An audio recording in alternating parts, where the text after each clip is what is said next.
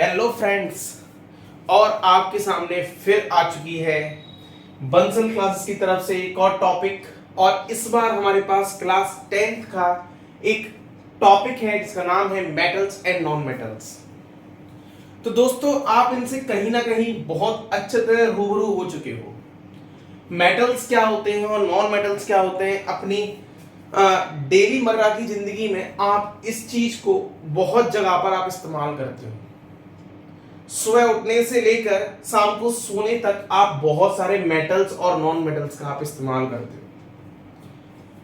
कहीं ना कहीं आप लैपटॉप चलाते हो, तो उस लैपटॉप या आप मेरी जो इस टाइम पे प्रोजेक्ट में जो मेरी वीडियो चल रही है, आप कहीं ना कहीं उससे किसी पीसी या लैपटॉप में आप देख रहे होंगे, तो वो किसी मेटल से बना हुआ है, वो किसी नॉन मेटल से बना हुआ है। तो आप डेली लाइफ में मेटल्स एंड नॉन मेटल का भर भर के इस्तेमाल कर रहे हैं। ये क्लास 10th का टॉपिक है, इतना तो हम जागरूक हैं। ये क्लास 10th का टॉपिक है, और इसके अगर इंट्रोडक्टरी की बात करूं तो मेरे पास सबसे पहला टॉपिक आएगा मेटल्स एंड नॉन मेटल्स। भाई, मेटल्स क्या है, नॉन मेटल्स क्या है। 118 पीरियोडिक एलिमेंट में से मैं कैसे पता लगाऊंगा कि मेटल्स कितने होते हैं और नॉन मेटल्स कितने होते हैं। वो सब डिपेंड करेगा ऑफ देयर प्रॉपर्टीज। इनमें ऐसा क्या है जो मेटल की विशेषता बताएगा, इनमें ऐसा क्या है जो नॉन मेटल की विशेषताएं बताएगा। मतलब किसी ने उठते हुए मुझसे पूछ लिया, भाई तेरे पास ये एलिमेंट है और ये मुझे ये बता के दे कि ये मेटल है या नॉन मेटल है।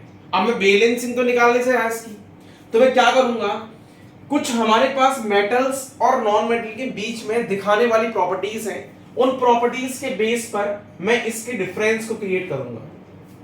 तो हमारे पास पहला टॉपिक आएगा मेटल्स क्या है भाई, दूसरा टॉपिक आएगा नॉन मेटल्स क्या है, मेटल्स की प्रॉपर्टीज क्या है, नॉन मेटल की प्रॉपर्टीज क्या है, उनके बेसिस पर उसका डिफरेंस आएगा। देन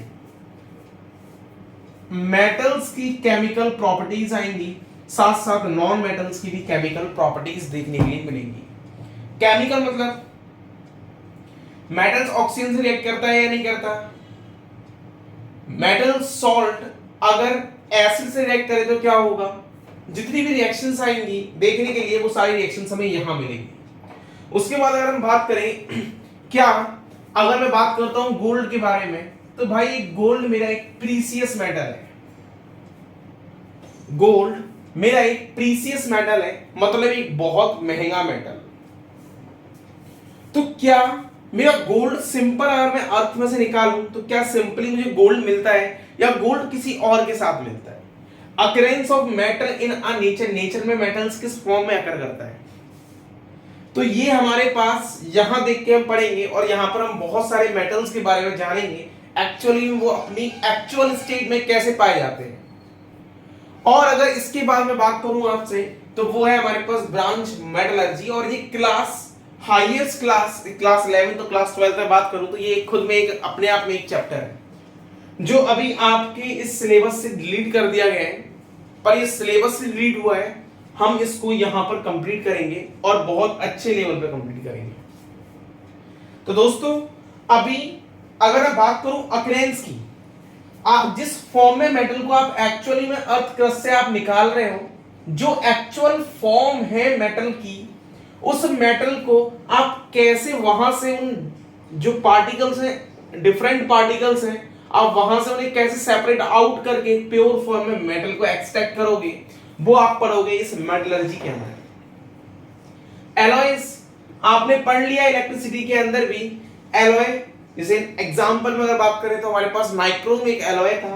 तो एलॉयज क्या होते हैं, कैसे बनाए जाते हैं, किस तरीके की रिएक्टिव टेंडेंसी होती है, तो ये सब ऑल अबाउट है हमारा एलॉयज के बारे में। देन क्या मेटल्स मेरे कोरोसिव नेचर के होते हैं, बिल्कुल उनके अंदर कोरोजन भी होता है। तो कोरोजन मतलब होता है भाई कि ऑक्सीजन के साथ मिल जाते हैं, रिएक्ट कर जाते हैं, और ऑक्सीजन और पानी मिलकर उस मेटल को खाना स्टार्ट कर देता है। जैसे आपने देखा होगा आयरन पे जंग लगती है, जैसे आपने देखा होगा कॉपर पे भी जंग लगती है, वो थोड़ा ग्रीन ग्रीन टाइप की होती है। तो ये सब कोरोजन होता है मेटल्स का। तो मेटल्स एयर और वाटर के प्रेजेंस में आकर अपनी बॉडी को डैमेज करना स्टार्ट कर देता है, मतलब अपने मेटेलिक सरफेस को खत्म करना स्टार्ट कर देता है। और कोरोजन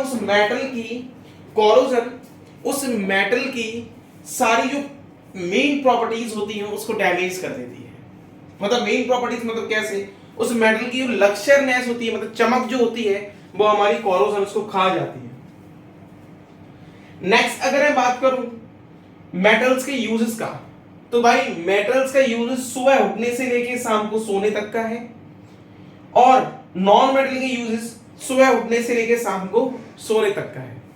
मतलब डेली लाइफ में हम भर भर के मेटल का इस्तेमाल करते हैं, डेली लाइफ में हम भर भर के नॉन मेटल्स का इस्तेमाल करते हैं। लाइफ की स्टार्टिंग ही मेटल से होती है और बिल्कुल भाई नॉन मेटल पे ही जाके एंड होती है। तो इसको तो हम बेखूबी जानते हैं और बहुत रिलेटेड है ये चैप्टर अपनी डेली लाइफ से। तो अभी आपको इंट्रोडक्शन में आपको अगर कोई डाउट हो तो मुझे बता सकते हो आप, अदरवाइज आप जल्दी से इसका स्क्रीनशॉट लें और बिल्कुल हम टॉपिक्स पे फॉरवर्ड होते हैं आगे की तरफ।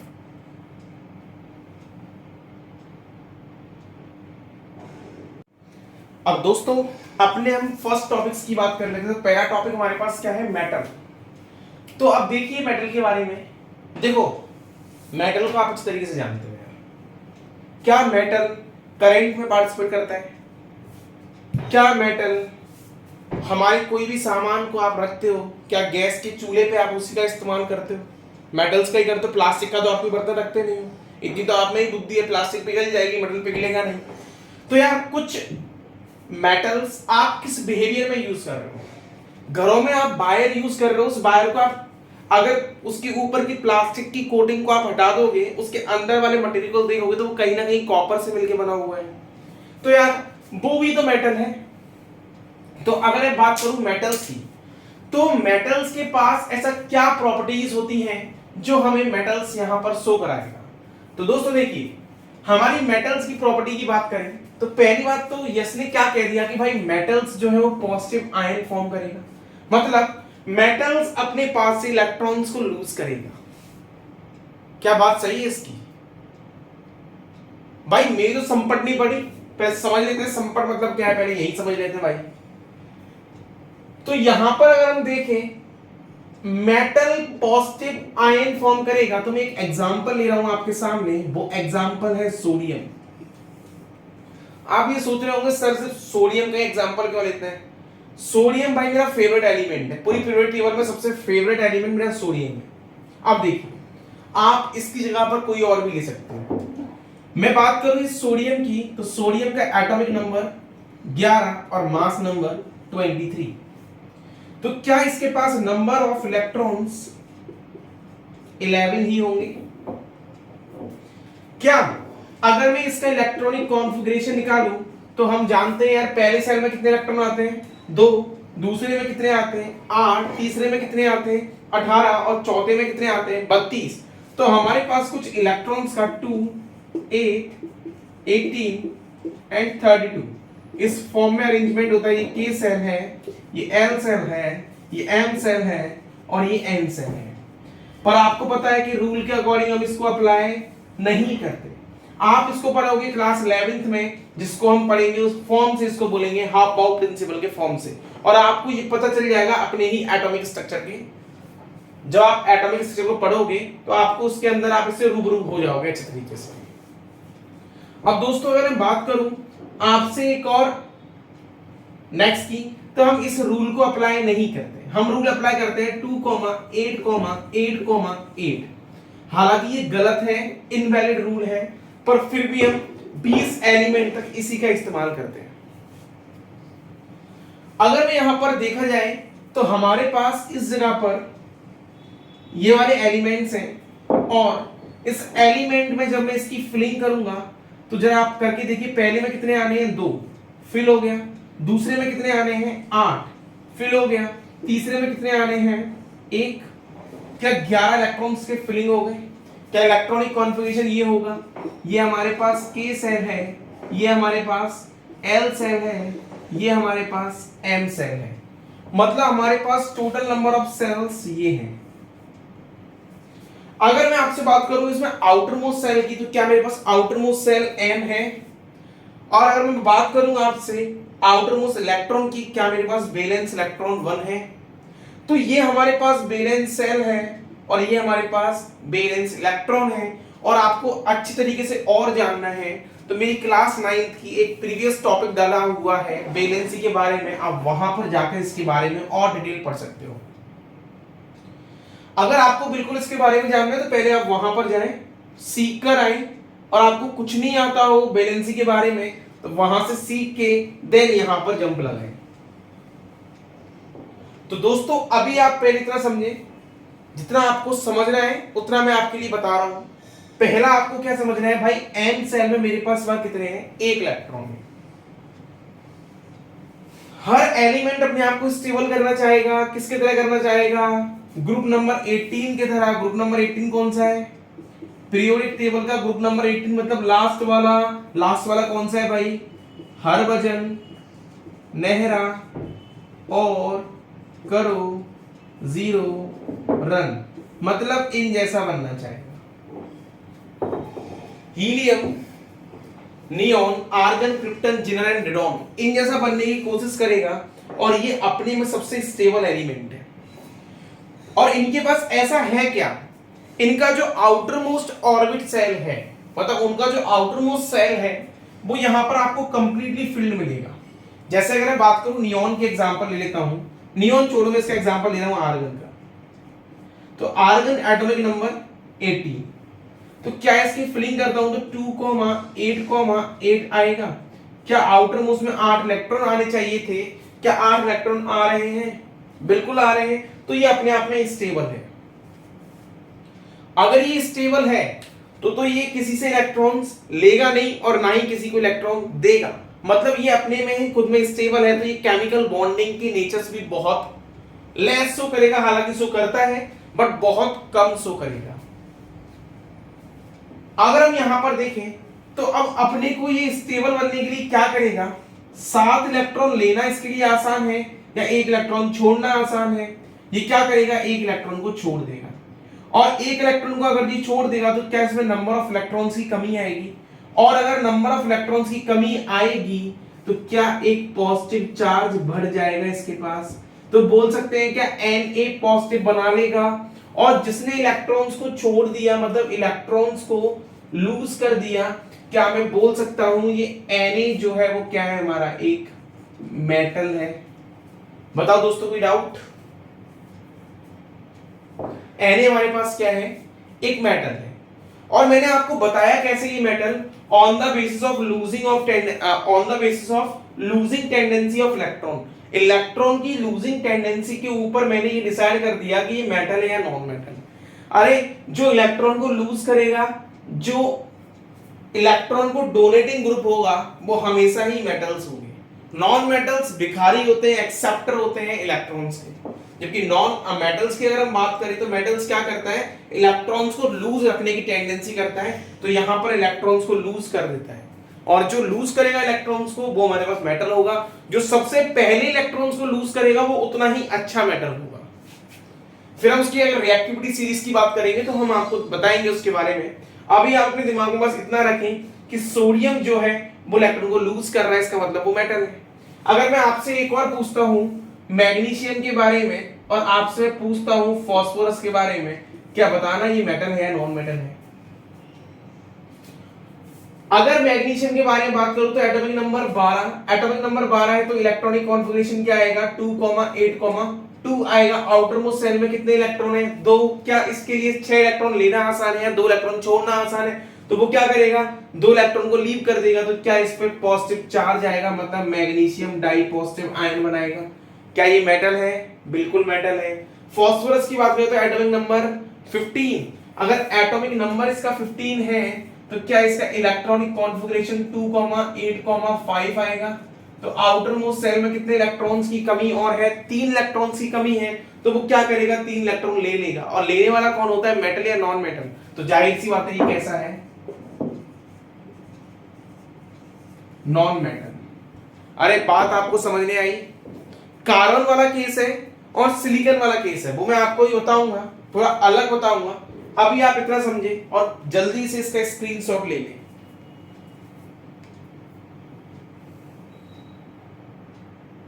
तो दोस्तों इसी नेचर पर मैंने जो मेटल है उसको मैंने बोला कि मेटल्स हमेशा क्या बनाते हैं, एक पॉजिटिव आयन को फॉर्म करते हैं। मतलब मेटल्स के पास लूजिंग ऑफ इलेक्ट्रॉन की टेंडेंसी यहाँ पर पाई जाती है। और मैं कुछ एग्जांपल्स की बात कर लूं तो हमारे पास कॉपर है, हमारे पास आयरन है, और हमारे पास एल्यूमिनियम है और सोडियम है। बहुत सारे एलिमेंट हैं।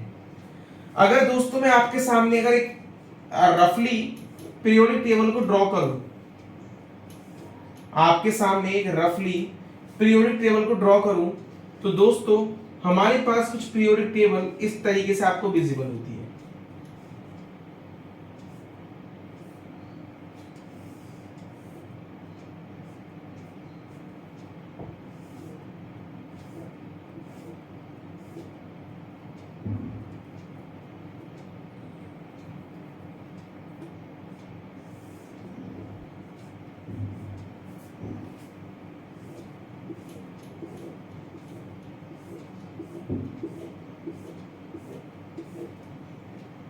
एक दो तीन चार पाँच छः सात आठ नौ 10।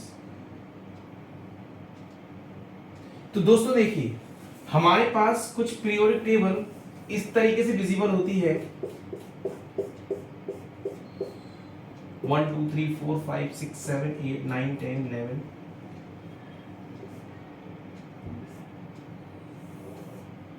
One two three four five six seven eight 10 11 12 13 इधर देखिए दोस्तों, तो इस अगर मैं बात करूं यहां पर, तो आप इन दोनों ब्लॉक, मतलब ये हमारे पास ग्रुप नंबर फर्स्ट है, ये हमारे पास ग्रुप नंबर सेकंड है, ये हमारे पास थर्ड ग्रुप नंबर है, ये fourth fifth six seventh eighth ninth 10th 11th and 12th। ये हमारे पास 13th है, 14th 15th 16th 17th and 18th। तो हमारे पास टोटल नंबर ऑफ ग्रुप्स जो होते हैं वो होते हैं हमारे पास 18। और अगर मैं बात करूं यहां पर पीरियड्स की, तो हमारे पास जो पीरियड्स होते हैं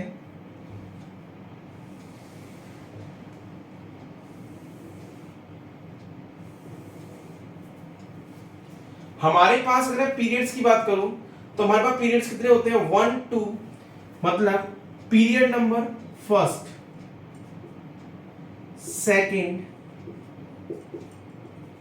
third fourth fifth sixth and 7। हमारे पास पीरियड नंबर होते हैं 7। और इनमें जितने भी इलेक्ट्रॉन्स होते हैं या जितने भी एलिमेंट्स होते हैं वो हमारे पास ओवरऑल 118 एलिमेंट हैं। हमारे पास ओवरऑल 118 एलिमेंट हैं। अगर मैं यहां पर बात करूं तो ज्यादातर जो एलिमेंट है, मतलब इन दोनों ग्रुप को मिलाकर हम बोलते हैं एस ब्लॉक ग्रुप, इसको हम बोलते हैं क्या भाई डी ब्लॉक ग्रुप, इसको हम क्या बोलते हैं पी ब्लॉक, और इस नीचे वाले को हम क्या बोलते हैं एफ ब्लॉक। तो दोस्तों हमारे पास एस ब्लॉक पूरा मेटल है, डी ब्लॉक पूरा मेटल है, और पी ब्लॉक में कुछ मेटल्स भी हैं, कुछ नॉन मेटल्स भी हैं, और कुछ मेटलॉइड्स भी हैं। मेटलॉइड्स वो होते हैं जो मेटल और नॉन मेटल की प्रॉपर्टीज को शो करते हैं, और एफ ब्लॉक भी हमारा पूरा मेटल्स है। तो ज्यादातर आपको इस पीरियोडिक टेबल में आपको मेटल्स की संख्या आपको नॉन मेटल्स के मुकाबले ज्यादा मिलेगी, मतलब हमारे पास मेटल्स की संख्या यहाँ पर क्या है ज्यादा। और ग्रुप नंबर 18 की बात करूं तो ये हमारे पास क्या है एक नॉन मेटल ग्रुप है, मतलब ऐसा ग्रुप जो लेस रिएक्टिव होता है, मतलब बहुत ज्यादा स्टेबल ग्रुप है, लेस रिएक्टिव ग्रुप मतलब बहुत ज्यादा स्टेबल ग्रुप है। तो ग्रुप नंबर 18 बहुत ज्यादा स्टेबल ग्रुप है। तो दोस्तों अभी आप इतना समझिए, और अगर आपको कोई भी डाउट आ रहा है तो आप बिल्कुल मुझे कमेंट बॉक्स में रिप्लाई कर सकते हैं। आप जल्दी से इसका स्क्रीनशॉट लें। मेटल्स के पास जो प्रॉपर्टी थी, और उसी प्रॉपर्टी के कारण मतलब मेटल्स क्या कर रहा था अपनी बॉडी में से, हमने एग्जांपल लिया था सोडियम का, तो सोडियम क्या कर रहा था भाई एक इलेक्ट्रॉन को लूज कर रहा था। किसके लिए? अपनी ही स्टेबिलिटी के लिए। तो स्टेबल बनने के लिए वो क्या कर रहा था? एक इलेक्ट्रॉन का लूज कर रहा था, इसलिए मैंने इसको क्या बोल दिया? इलेक्ट्रोपॉजिटिव नेचर बोल दिया। तो जाहिर सी बात है मेटल्स की अगर मैं बात करूं तो बिल्कुल कंडक्टिविटी में आप हेल्पफुल होते हैं। मेटल से वायर बनाए जाते हैं, मेटल से शीट्स बनाई जाती हैं, मेटल्स हार्ड होते हैं, बट मेटल्स के पास नेचर होता है अगर आप मेटल्स को आप ठोकोगे तो ठोकने से वो पतली पतली चद्दरों में पतली पतली शीट्स बना के तैयार कर लोगे। इस प्रॉपर्टी को बोलते हैं मैलिएबल। और अगर मैं डक्टाइल की बात करूं तो आप वायर्स के फॉर्म में आप यूज करते हो, मतलब आप जो कॉपर मेटल है आप उसके पतले पतले थिन वायर्स भी बना सकते हो। इस प्रॉपर्टी को बोलते हैं इसका डक्टाइल प्रॉपर्टी। साथ साथ आपने देखा हो कहीं भूख लगती है तो हम थाली हो जाते हैं, तो जाहिर सी बात है साउंड क्रिएट होती है, एक रिंगिंग साउंड प्रोड्यूस होती है। उस रिंगिंग साउंड में एक प्रॉपर्टी होती है इसको बोलते हैं सोनोरस प्रॉपर्टी, तो वो भी हमारे मेटल्स शो करते हैं। ऐसी बहुत सारी प्रॉपर्टीज है जो मेटल शो करेंगे, हम आगे देखेंगे। अभी आपको इस चैप्टर के बारे में मैंने आपको ज्यादातर बता दिया है, मेटल्स के बारे में आपको मैंने ज्यादातर डिफाइन कर दिया है। ये मेटल्स की प्रॉपर्टीज है जो आपके सामने मैंने यहां पर अभी बताई नहीं है, सिर्फ मैंने आपको क्या बताया है यहां पर, ये मेटल्स की कुछ वो नेचर्स है जो हर मेटल आपको शो करेगा ही करेगा। मतलब ये वो प्रॉपर्टीज है मेटल्स की जो शो करेंगी। अब इसके बाद में आपको नेक्स्ट वीडियो जो आएगी मेरी, वो इसके बाद आएगी, आपको प्रॉपर्टीज और मेटल्स के बारे में बताया जाएगा। तो आप इसका जल्दी से स्क्रीनशॉट लें। और दोस्तों अगर आप इस चैनल पर नए हैं तो इस चैनल को आप सब्सक्राइब कर लीजिए, आपको लगातार यहाँ पर वीडियोस के अपडेट्स मिलते रहेंगे और आप अपने 10th के लिए बहुत अच्छे तरीके से आप यहाँ पर प्रिपेयर कर सकते हैं। दोस्तों इस बंसल क्लासेस चैनल को और इसमें जुड़ने के लिए आप खुद इसके एक फैमिली मेंबर की तरह इस्तेमाल, या आप यहां पर आके हमारी फैमिली मेंबर में जुड़ सकते हैं। धन्यवाद दोस्तों।